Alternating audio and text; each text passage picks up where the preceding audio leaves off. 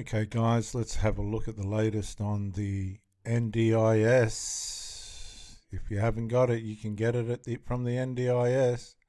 As rumours swirled late today around the future of the NDIS, Minister Bill Shorten, and a possible ambassadorial posting to France, as reported by Sam Maiden at news.com.au, you'd hope he read an exclusive report today himself in the Herald Sun. Now, as Susie O'Brien reports, the disturbing case of an NDIS client only identified in the newspaper as Boy Y, but quoting at length the young boy's mother. These details, I must say and warn you, are horrific. Boy Y's care is being funded by NDIS, which is us, the taxpayer, to the tune of $2 million a year. Two carers are paid to deliver 24 hours. So we've got a Boy Y, or some boy. Listen to this very carefully. Listen to this very carefully, viewers, because there's more to the story than what you get on the surface, and they're about to reveal this to us. It's quite startling. $2 million a year. Wouldn't you love to be this guy's manager? Around-the-clock care for this troubled young man. He is severely disabled, suffering chromosomal deletion disorder. He's got a low IQ. He suffers with autism, ADHD, and a condition described as explosive disorder. Boy Y is one of just a handful of children, he's 15, who is cared for in his own reinforced home away from his family due to his complex disabilities. His $2 million NDIS care bill includes a $1.2 million NDIS care package and $800,000 funding from the South Australian Government, which comes out of NDIS, that pays for food, utilities, mental health.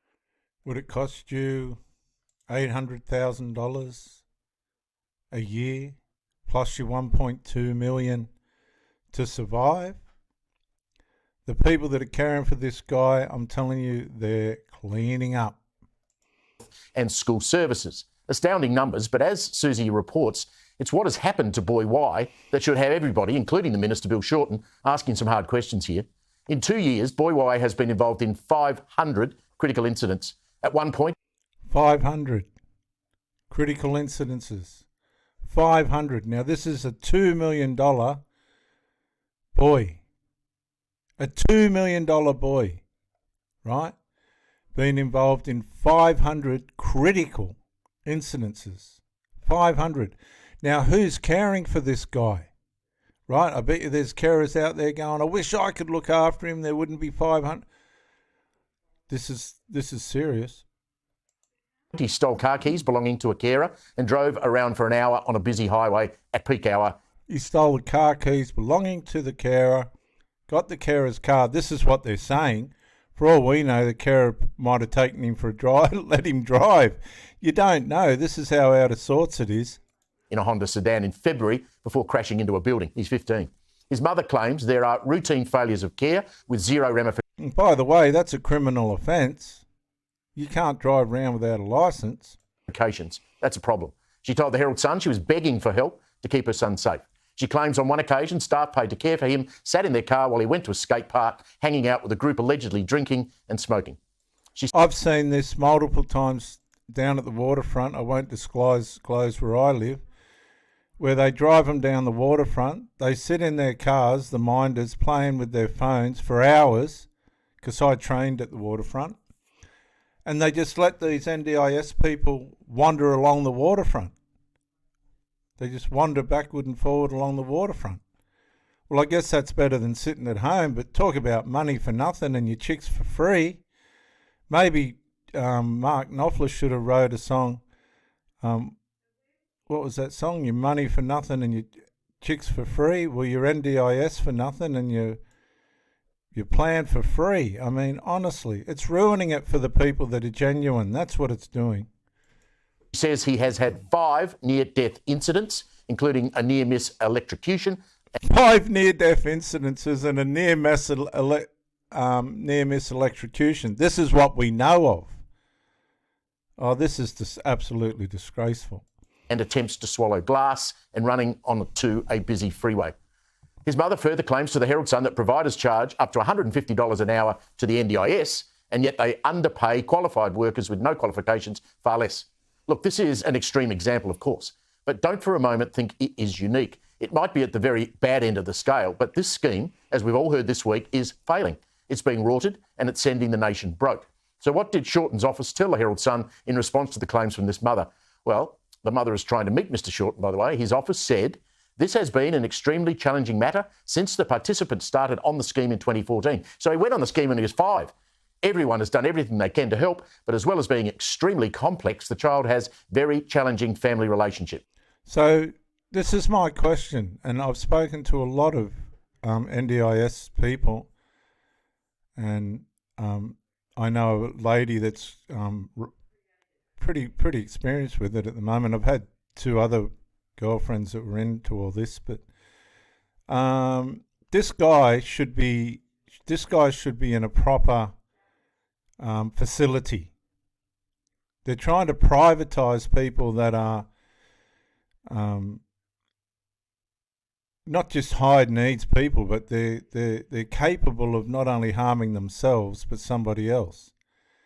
And the NDIS organisation isn't equipped for this, as far as I'm concerned, and this is the proof. The $2 million that they're spending on this poor boy would be better spent by putting him in a professional facility run by the government, where they're protected from themselves and the public's protected from them, and the carers, right? Imagine the stress going on with the people that are trying to care for him. But they're trying to privatise it, and I'll tell you why they're trying to privatise it. They're lacing their pockets with the benefits that they're getting from looking after these people. That's what they're doing. If they can keep these people privatised on NDIS and have access to their plans, well, then they pocket the money. That's what's happening. These people are putting the money in their pockets. And this is why the NDIS is such a rort, because it's not managed enough. It's not managed hard enough. And a lot of people that otherwise wouldn't have made an incredible lot of money out of it. Okay, it's a disability challenge as hard as they come. But surely that's what the NDIS was designed to do. They need to do better for this family, and let's hope the mum actually gets to see the minister. It's been revealed that $2 billion of NDIS funds have been spent on fraudulent expenses, including cars, drugs and alcohol. In a fiery late-night hearing, NDIS Head of Fraud and Integrity John Dardo said at least 5% of the scheme was being spent in error. The opposition demanding change for the out-of-control scheme that was used to purchase holidays and hard drugs such as heroin and ice. When pushed by the coalition, the NDIS Minister Bill Shorten admitted to the problems plaguing the system during question time yesterday. With shocking revelations out of budget estimates last night that illicit drugs such as heroin, cocaine, speed and ice are being trafficked through the NDIS. Why has the minister allowed illegal drugs to be trafficked to Australia's most vulnerable and paid for by taxpayers under the scheme that you designed? I want to acknowledge the member for Deacon's inaugural question to me on the NDIS in this term of government. And I actually think that most members of the House are very committed to seeing the NDIS deliver the outcomes that it was designed to deliver for people with disability. But the NDIS needs to be got back on track. Labor is being called on to address staffing issues affecting the disability sector. 24% of casual workers have left the industry in the past year. And there's a reason for that. I'll tell you why they're leaving the industry. It's completely it's gone completely mad. And it's too hard to try and look after these people, because a lot of these people should be in facilities, professional facilities. And of course, you wouldn't really know the full extent of what's going on without Pauline Hanson. All right, I want to get on to the NDIS right now. This is a scandal, the amount of money that's been wasted, money that's supposed to go to people with disabilities and money that's come from hard-working taxpayers. But what astonishes me is Bill Shorten keeps saying he's shocked at how bad it is, give him a chance, he'll fix it. He's been in there for more than 2 years. Why hasn't he done more to catch the crooks and make the scheme less penetrable to all these fraudsters?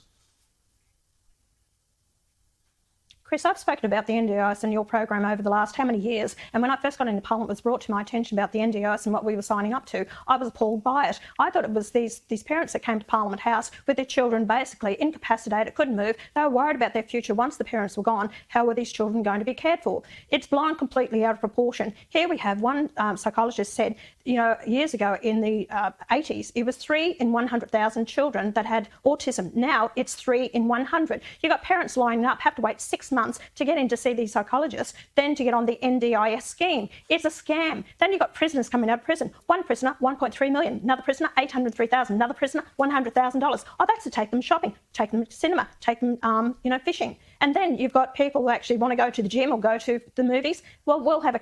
I had a... I was involved with... directly involved with a person that worked on the NDIS, and they would go to the gym, they would go to the beach, they would go to the pictures, they would go to the guitar lessons, all on NDIS. I couldn't believe it. I'm thinking, I'm out here laying bricks like a, it's hard on your body and hard on your life, and you don't get paid all that much.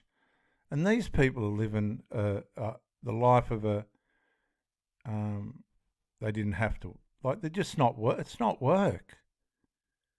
The person that's minding them's tagging along, and they're getting all the benefits of the going to the beach and going to the pictures, they get all free lunches and all the... I'm telling you, man, if you want a career, get into NDIS. It's lucrative.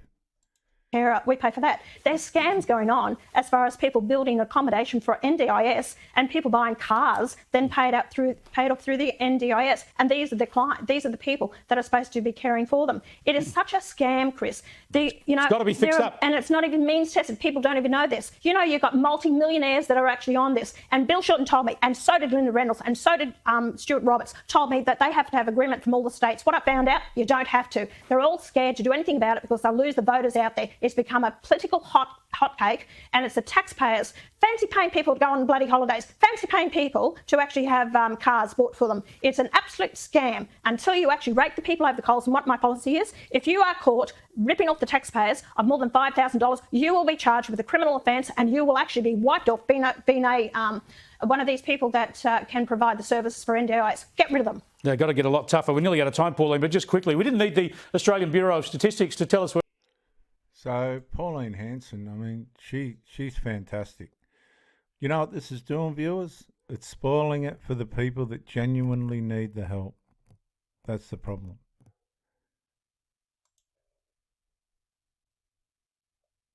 If you haven't subscribed to the channels, Pro Theologist and Pro Brick Exclusive, Pro Theologist for the spiritual people, Pro Brick Exclusive for the more secular people, do so, press the like button and help me continue this information. Bye for now.